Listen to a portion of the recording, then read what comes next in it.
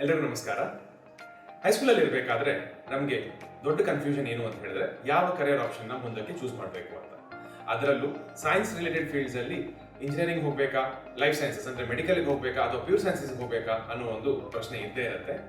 ವಿದ್ಯಾರ್ಥಿ ಮಾತ್ರ ಅಲ್ಲ, ಪೇರೆಂಟ್ಸ್ಗೂ ಅಷ್ಟೇ ಅವರವರ ಮಕ್ಕಳನ್ನ ಯಾವ ಫೀಲ್ಡ್ ಕಳಿಸ್ಬೇಕು ಅನ್ನೋ ಕನ್ಫ್ಯೂಷನ್ ಇದ್ದೇ ಇರುತ್ತೆ.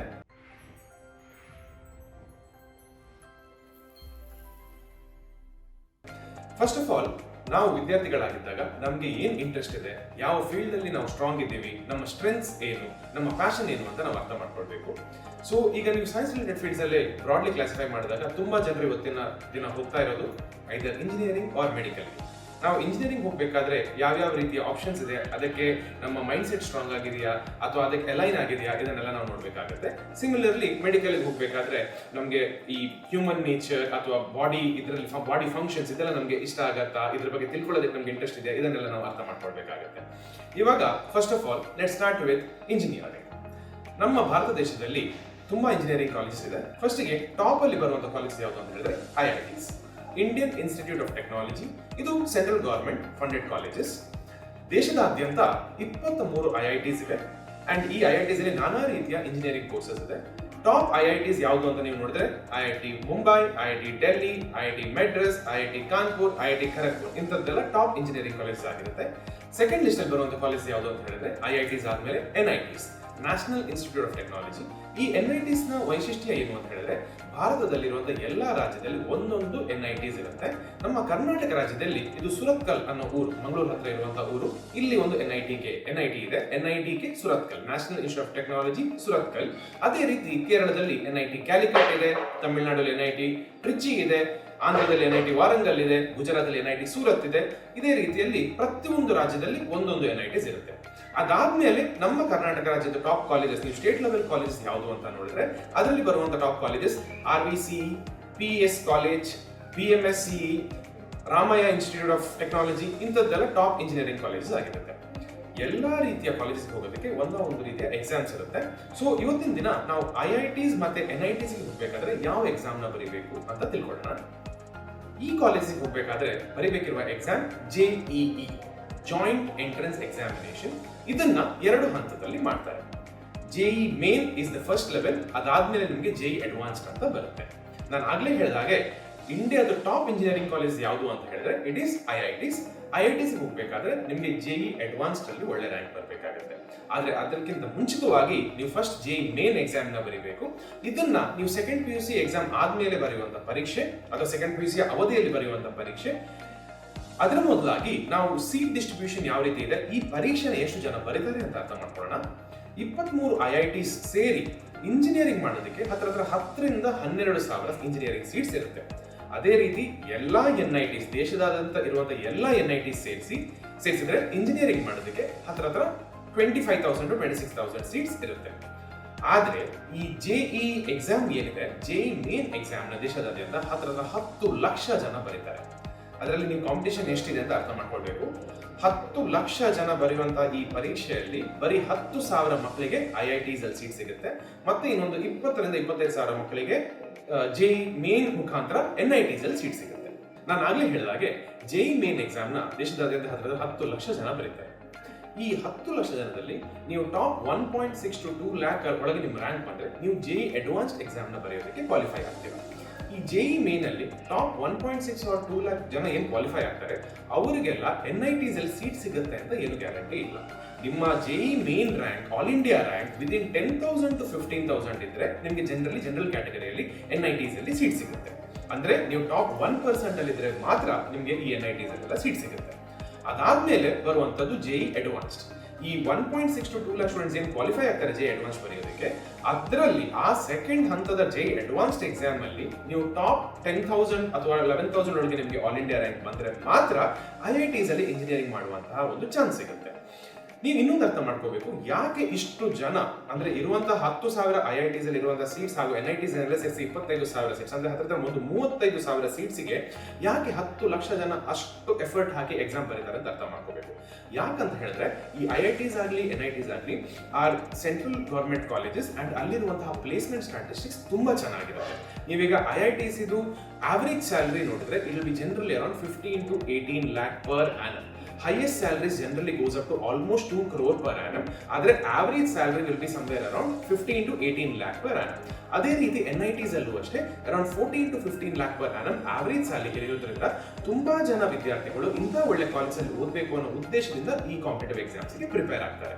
ಹಾಗಾಗಿ ನೀವು ಟಾಪ್ 1 ಅಥವಾ 2% ಅಲ್ಲಿ ಬರ್ಬೇಕಂತ ಹೇಳಿದ್ರೆ ನೀವು ಇಂಥ JEE ಮೇನ್ ಅಥವಾ JEE ಅಡ್ವಾನ್ಸ್ಡ್ ಎಕ್ಸಾಮ್ಸ್ಗೆಲ್ಲ ಮೊದಲಿಂದನೇ ಪ್ರಿಪೇರ್ ಆಗ್ತಾ ಬರಬೇಕಾಗುತ್ತೆ. ಬರೀ ಪ್ಲೇಸ್ಮೆಂಟ್ ಮಾತ್ರ ಅಲ್ಲ, ನಾಳಿನ ದಿನ ನೀವು ಹೈಯರ್ ಸ್ಟಡೀಸ್ ಮಾಡೋದಕ್ಕೆ ಅಬ್ರಾಡ್ ಹೋಗ್ತೀರಾ ಅಂತ ಹೇಳಿದ್ರೆ ಅಥವಾ ಇಂಡಿಯಾದಲ್ಲೇ ಮಾಡ್ತೀರಾ ಅಂತ ಹೇಳಿದ್ರೆ ನಿಮಗೆ ಈ ಕಾಲೇಜಸ್ ಓದಿದ್ರೆ ಹೈಯರ್ ಪ್ರೆಫರೆನ್ಸ್ ಸಿಗುತ್ತೆ. ಯಾಕಂದ್ರೆ ಅಲ್ಲಿಂದ ಸಿಗುವಂತ ನಿಮಗೆ ರೆಕಮೆಂಡೇಶನ್ ಲೆಟರ್ಸ್ ಇರ್ಬೋದು, ನೀವು ಅಲ್ಲಿ ಇರುವಂತಹ ನಿಮಗೆ ರಿಸರ್ಚ್ ಫೆಸಿಲಿಟೀಸ್ ಇರ್ಬೋದು, ಅದರಿಂದೆಲ್ಲ ನಿಮಗೆ ಒಂದು ಪ್ರಿಫರೆನ್ಸ್ ಜಾಸ್ತಿ ಸಿಗುತ್ತೆ. ಈಗ ನಾವು ಮೆಡಿಕಲ್ ಫೀಲ್ಡ್ ಬಗ್ಗೆ ತಿಳ್ಕೊಳ್ಳೋಣ. ಭಾರತದಲ್ಲಿ ಯಾವುದೇ ನೀವು ಮೆಡಿಕಲ್ ಕಾಲೇಜಿಗೆ ಅಡ್ಮಿಷನ್ ತಗೋಬೇಕು ಅಂತ ಹೇಳಿದ್ರೆ ನೀಟ್ ಎಕ್ಸಾಮ್ ನ ಬರೀಬೇಕಾಗುತ್ತೆ. NEET stands for national eligibility cum entrance test. ಇದನ್ನ ಕಂಡಕ್ಟ್ ಅಥವಾ ಎಕ್ಸಾಮ್ ನ ಕಂಡಕ್ಟ್ ಮಾಡುವಂತ ಬಾಡಿ ಯಾವುದು ಅಂತ ಹೇಳಿದ್ರೆ NTA, ನ್ಯಾಷನಲ್ ಟೆಸ್ಟಿಂಗ್ ಏಜೆನ್ಸಿ. ಈ ಎಕ್ಸಾಮ್ ಅಷ್ಟೇ ನೀವು ನಿಮ್ಮ ಸೆಕೆಂಡ್ PUC ಅಥವಾ 12th ಆದ್ಮೇಲೆ ಬರೆಯುವಂತ ಪರೀಕ್ಷೆ. ನೀವು ಭಾರತದಾದ್ಯಂತ ಇರುವಂತಹ ಎಲ್ಲಾ ಮೆಡಿಕಲ್ ಕಾಲೇಜಸ್ ಸೇರಿಸಿದ್ರೆ MBBS ಮಾಡೋದಕ್ಕೆ ಹತ್ರ 75,000 ರಿಂದ 78,000 ಸೀಟ್ಸ್ ಇದೆ, MBBS ಹಾಗೂ BDS ಎಲ್ಲ ಸೇರಿಸಿ. ಆದರೆ ನೀಟ್ ಎಕ್ಸಾಮ್ ನ ದೇಶದಾದ್ಯಂತ ಪ್ರತಿ ವರ್ಷ ಹತ್ರ 16 ಲಕ್ಷ ಜನ ಬರೀತಾರೆ. ಅಂದ್ರೆ ನೀವು ಅರ್ಥ ಮಾಡ್ಕೊಳ್ಳಿ ಕಾಂಪಿಟೇಷನ್ ಎಷ್ಟು ಸ್ಟ್ರಾಂಗ್ ಆಗಿರುತ್ತೆ ಅಂತ ಹೇಳಿದ್ರೆ out of almost 16 lakh students only 75,000 students get a medical seat.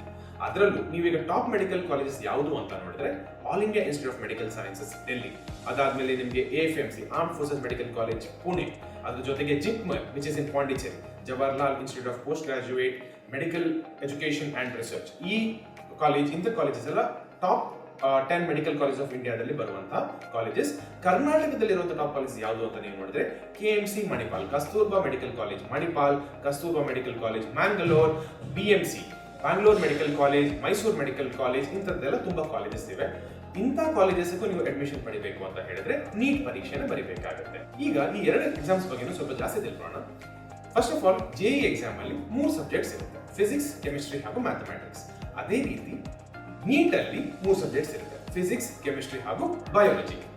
ಆದ್ರೆ ಸ್ವಲ್ಪ ಡಿಫರೆನ್ಸಸ್ ಏನು ಬರುತ್ತೆ ಅಂತ ಹೇಳಿದ್ರೆ JEE ಎಕ್ಸಾಮ್ ಬಂದಾಗ equal weightage is given to physics, chemistry and maths. ಅಂದ್ರೆ 33% of the questions come from physics, 33% of the questions come from maths and 33% of the questions come from chemistry. ಆದ್ರೆ NEET exam ಬಂದಾಗ ಆ ರೀತಿ ಅಲ್ಲ. NEET exam is out of 720 marks, ಅದರಲ್ಲಿ 360 marks biology questions ಬರುತ್ತೆ. ಅಂದ್ರೆ 50% of the paper will be based on biology and 25% will be for physics and another 25% will be for chemistry. ಅದರ ಅರ್ಥ 180 ಮಾರ್ಕ್ಸ್ ಫಿಸಿಕ್ಸ್ ಇಂದ ಬರುತ್ತೆ, 180 ಮಾರ್ಕ್ಸ್ ಕೆಮಿಸ್ಟ್ರಿ ಇಂದ ಬರುತ್ತೆ ಹಾಗೂ 360 ಮಾರ್ಕ್ಸ್ ಬಯಾಲಜಿ ಬೇಸ್ಡ್ ಕ್ವೆಶ್ಚನ್ಸ್ ಬರುತ್ತೆ. ಈಗ ನೀವು ಎಕ್ಸಾಮ್ ಪ್ಯಾಟರ್ನ್ಸ್ ಬಗ್ಗೆ ನೋಡಿದ್ರು JEE ಹಾಗೂ ನೀಟ್ ಅಲ್ಲಿ ಕೇಳಿದ ಕ್ವೆಶ್ಚನ್ಸ್ ಬೇರೆ ಬೇರೆ ರೀತಿಯಾಗಿರುತ್ತೆ. JEE ಅಲ್ಲಿ ಬರುವಂತ questions generally is towards critical thinking ಅಥವಾ ಅನಾಲಿಟಿಕಲ್ ಥಿಂಕಿಂಗ್ ಅಥವಾ ಪ್ರಾಬ್ಲಮ್ ಸಾಲ್ವಿಂಗ್ ಸ್ಕಿಲ್ಸ್ ಟೆಸ್ಟ್ ಮಾಡುತ್ತೆ. ಆದ್ರೆ ನೀಟ್ ಅಲ್ಲಿ ಅಷ್ಟು ಪ್ರಾಬ್ಲಮ್ ಸಾಲ್ವಿಂಗ್ ಸ್ಕಿಲ್ಸ್ ಟೆಸ್ಟ್ ಮಾಡಲ್ಲ, ನಿಮ್ಮ ಕಾನ್ಸೆಪ್ಚುಯಲ್ ಅಂಡರ್ಸ್ಟ್ಯಾಂಡಿಂಗ್ ಅಂಡ್ ನಿಮ್ಮ ವಾಸ್ಟ್ನೆಸ್ ಆಫ್ ದ ಕಾನ್ಸೆಪ್ಟ್ಸ್ ಅದರಲ್ಲಿ ಕವರ್ ಮಾಡ್ತಾರೆ. So if you are a good critical thinker, ನಿಮಗೆ ಪ್ರಾಬ್ಲಮ್ ಸಾಲ್ವಿಂಗ್ ಇಷ್ಟ ಅಂತ ಹೇಳಿದ್ರೆ you should definitely choose JEE ಅಥವಾ ಇಂಜಿನಿಯರಿಂಗ್ ಫೀಲ್ಡ್ ನೀವು ಚೂಸ್ ಮಾಡಬೇಕಾಗತ್ತೆ. ಯಾಕಂತ ಹೇಳಿದ್ರೆ ನಿಮ್ಮ ಟೆಕ್ನಾಲಜಿಕಲ್ ಅಡ್ವಾನ್ಸ್ಮೆಂಟ್ಸ್ ಇವತ್ತಿನ ದಿನ ಏನಾಗ್ತದೆ, ಇಂಜಿನಿಯರಿಂಗ್ ರಿಲೇಟೆಡ್ ಜಾಬ್ಸ್ ಏನಿದೆ ಇಂಥ ಫೀಲ್ಡ್ಸ್ಗೆ ನೀವು ಹೋಗಬೇಕಾದ್ರೆ you should be a very very critical thinker. ನಿಮಗೆ ಪ್ರಾಬ್ಲಮ್ ಸಾಲ್ವಿಂಗ್ ಎಬಿಲಿಟಿ ತುಂಬಾ ಚೆನ್ನಾಗಿರಬೇಕು, ನಿಮ್ಮಲ್ಲಿ ಆ ಒಂದು ಕ್ರಿಯೇಟಿವಿಟಿ ಇರಬೇಕು, ಕೊಟ್ಟಿರುವಂತಹ ಪ್ರಾಬ್ಲಮ್ಸ್ನ ಯಾವ ರೀತಿ ಸಾಲ್ವ್ ಮಾಡಬೇಕು ಅನ್ನೋ ಒಂದು ಅಪ್ರೋಚ್ ಏನಿದೆ ಅದು ನಿಮ್ಮಲ್ಲಿ ಸ್ಟ್ರಾಂಗ್ ಆಗಿರಬೇಕು. ಹಾಗಾಗಿ ನಿಮಗೆ JEE exam is also going to test your problem solving abilities and critical thinking skills. ಹಾಗಾಗಿ ನೀವು ಅದಕ್ಕೆ ಪ್ರಿಪೇರ್ ಆಗಿ ನೀವು ಇಂಜಿನಿಯರಿಂಗ್ ಫೀಲ್ಡ್ಗೆ ಹೋಗೋದೇ ತುಂಬಾ ಉತ್ತಮ. ಅದೇ ರೀತಿ ನೀಟ್ ಎಕ್ಸಾಮ್ ಅಲ್ಲಿ ಏನ್ ಮಾಡ್ತಾರೆ ಅಂತ ಹೇಳಿದ್ರೆ ನಿಮ್ಮ ವಾಸ್ಟ್ನೆಸ್ ಆಫ್ ದ ಕಾನ್ಸೆಪ್ಟ್ಸ್, ನಿಮಗೆ ಆ ಕಾನ್ಸೆಪ್ಟ್ ಅರ್ಥ ಆಗಿದೆ ಅಲ್ವಾ, ಮೆಮರಿ ಬೇಸ್ಡ್ ಕ್ವೆಶ್ಚನ್ಸ್ ಇರುತ್ತೆ, ಬಟ್ ಅದರ ಜೊತೆಗೆ ಸ್ವಲ್ಪ lower level application based questions ಇರುತ್ತೆ. So if you are someone who tries to understand, who likes understanding various different types of concepts, ಇಂಥದ್ದೆಲ್ಲ ನಿಮ್ಮಲ್ಲಿ ಇದ್ರೆ and if you are passionate about biology and human physiology, ನಿಮಗೆ ಇಂಥ diagnose ಮಾಡೋದು, treatments ಕೊಡೋದು ಅಂತೆಲ್ಲ ಇಷ್ಟ ಆದ್ರೆ you should definitely choose biology and in turn NEET exam ನ ಚೂಸ್ ಮಾಡಿದ್ರೆ you can definitely enter into these fields. So in conclusion, I want to tell that if you are a good problem solver and if you are very creative, it will be definitely beneficial for you if you choose JEE exam and engineering career. And if you like, let's say, biology and human physiology and the human anatomy interests you, then it is definitely beneficial for you or advisable for you to choose NEET exam and subsequently become a doctor, which is one of the most noblest professions in the world. ಈ video ನಿಮ್ಗೆ ಇಷ್ಟ ಆಯ್ತು ಅನ್ಕೊಳ್ತೀನಿ, ಇದನ್ನು ತುಂಬ help ಆಯ್ತು ಅಂತ ಅನ್ಕೊಳ್ತೀನಿ. ನಮ್ಮ ಈ CFAL ಎಜುಕೇಷನ್ ಪೇಜಲ್ಲಿ ನಾವು ಎಜುಕೇಷನ್ ರಿಲೇಟೆಡ್ ಇಂಥದ್ದು ಇನ್ಫಾರ್ಮೇಟಿವ್ ವಿಡಿಯೋಸ್ ಮಾಡ್ತಾ ಇರ್ತೀವಿ. ಹಾಗಾಗಿ ದಯವಿಟ್ಟು ನಿಮಗೆ ಇನ್ನೂ ಯಾವುದಾದ್ರೂ ಟಾಪಿಕ್ ಮೇಲೆ ಕ್ಲಾರಿಟಿ ಬೇಕು ಅಂತ ಹೇಳಿದ್ರೆ ದಯವಿಟ್ಟು ಈ ವಿಡಿಯೋ ಕಮೆಂಟ್ ಸೆಕ್ಷನಲ್ಲಿ ಅದನ್ನು ಬರೀರಿ. ನಾವು ಅದರ ಮೇಲೇನೇ ಏನಾದರೂ ವಿಡಿಯೋ ಮಾಡೋ ಪ್ರಯತ್ನ ಪಡ್ತೀವಿ. ಅದ್ರ ಜೊತೆಗೆ ದಯವಿಟ್ಟು ಈ ವಿಡಿಯೋನ ಲೈಕ್ ಮಾಡಿ, ಶೇರ್ ಮಾಡಿ ಹಾಗೂ ನಮ್ಮ ಪೇಜ್ಗೆ ಸಬ್ಸ್ಕ್ರೈಬ್ ಮಾಡಿ. ಧನ್ಯವಾದಗಳು.